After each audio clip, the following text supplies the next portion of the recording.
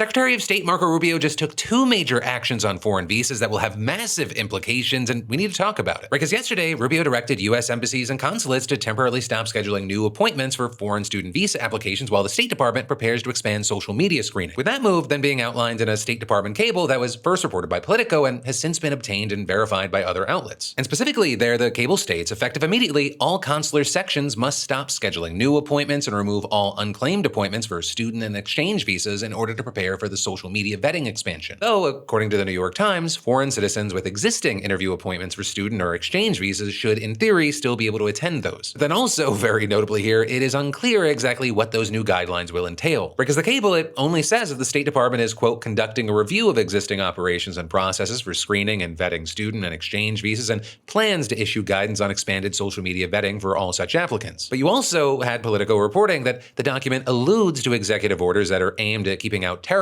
and battling antisemitism, which I will say also tracks given the fact that Rubio has repeatedly spoken about canceling student visas, revoking permanent residency status, and studying the social media history of foreign visitors. With that then largely in relation to what's happening with Israel and Gaza. And actually, when asked about the cable in a press briefing, you had State Department spokeswoman Tammy Bruce responding with this. If you're discussing that, that's something that has not been discussed publicly. It would have to be leaked material if it exists. What I can remind everyone of, which we've discussed for months here, is that we use every tool in our tool chest to vet anyone coming in who wants to come into this country. Every sovereign country has a right to know who's trying to come in, why they want to come in, who they are, what they've been doing, and at least hopefully within that framework, determine what they will be doing while they're here. So that's nothing new. Right, so you had that, but she also then refused to say what the current process is for vetting applicants' social media or how it might change. And then in a statement to the Times, the department just reiterated her remarks about using all available information. And while you had the agency noting that visa applicants have been asked to provide social media account information since 2019, it also didn't specify what could cause an applicant to be flagged for rejection under a new social media policy. And then,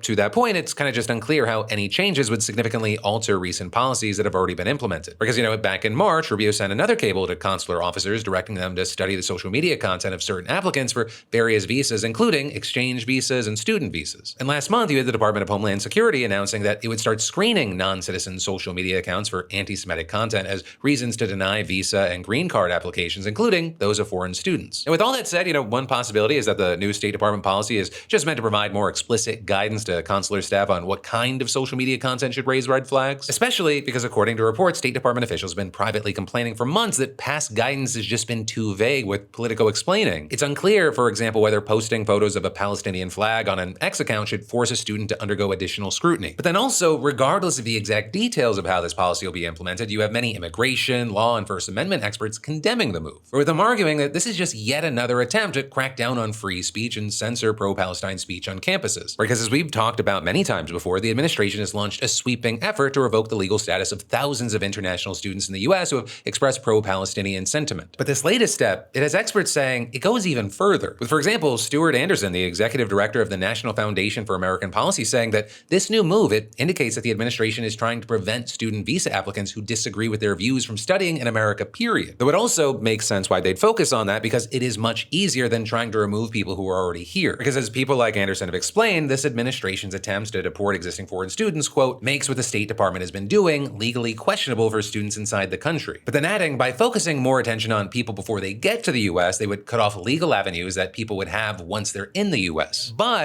And depending on if it's part of the intent, as a result, Anderson and many other experts argue that this plan could discourage more foreign students from trying to come to the U.S. while also dramatically slowing down student visa processing. And that specifically is something that could have very, very serious economic consequences. Because what many people might not realize is that international students, they bring in billions of dollars to the U.S. economy. They bolster the country's STEM sectors, and they provide essential funding for both public and private universities. In fact, according to one recent analysis, more than 1 million international students attend colleges in the U.S. each year. And during the 2023-24 school year, they contributed nearly $44 billion to the U.S. economy by paying for tuition, housing, and other costs of living. Right? And part of the reason why they contribute so much to the economy is because universities rely on them to pay full tuition, which constitutes a very significant portion of annual revenues for many U.S. colleges. In fact, fact, international students actually pay a tuition rate that is higher than normal out-of-state tuition at some public colleges. And that, of course, in addition to the American students who are attending those same schools paying lower in-state tuitions. And at both public and private schools, they often get financial aid from the colleges directly or through federal programs. So as a result, you have experts saying that foreign students can actually end up contributing more than 1.5 times as much as their American student counterparts in tuition. The international students essentially help subsidize lower costs for American students, which is why you have so many people arguing that having less international students, it could make it more expensive for American students to go to college. And so it's entirely possible and plausible that what we're going to see are massive consequences, not only for the universities, not only for American students,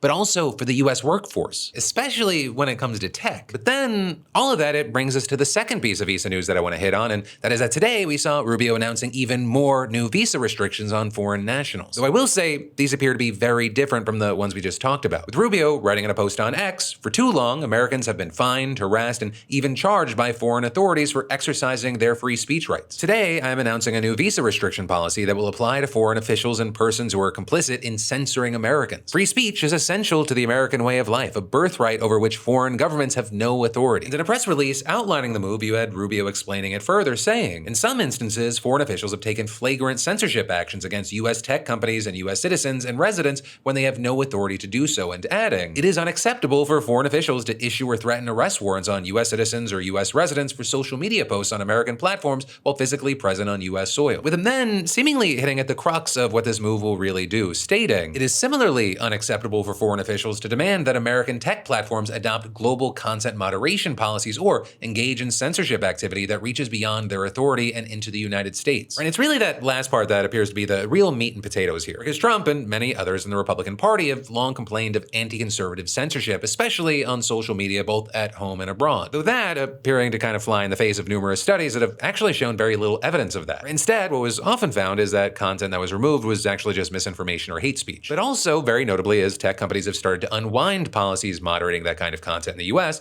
leaders in other parts of the world have responded by imposing new regulations, which is then something that's pissed off many conservatives, including Vice President J.D. Vance, who argued that foreign leaders are censoring American companies and suppressing dissenting views by labeling them as disinformation or hate speech. So there, you've had EU leaders hitting back by arguing that the rules are necessary to compel tech companies to remove content that they deem illegal, like hate speech and child sexual abuse material. Right, and while Rubio didn't name any specific countries or foreign leaders in his post or statement, this move, it comes as Vance and others in the Trump administration have been particularly vocal about their opposition to European moderation laws. Laws that they argue are hostile to free speech, and then beyond that, it also comes amid a high-profile battle between Elon Musk and a Brazilian Supreme Court judge who ordered him to take down accounts and posts on X that were accused of spreading misinformation. But then, going back to what Rubio announced, you have experts saying that it would be a major escalation to start restricting foreign nationals from visiting the US, including on official business, just because they're enforcing policies that comply with their own laws and rules. With, for example, one State Department official reportedly telling Politico, if there's an American Nazi posting stuff in France and France is like banning pro-Nazi stuff, is Rubio going to say that the owners of that French platform doing content moderation are barred from entry to the United States? Which is then also why you have some saying that it is hypocritical for the US to try to force other countries to regulate speech as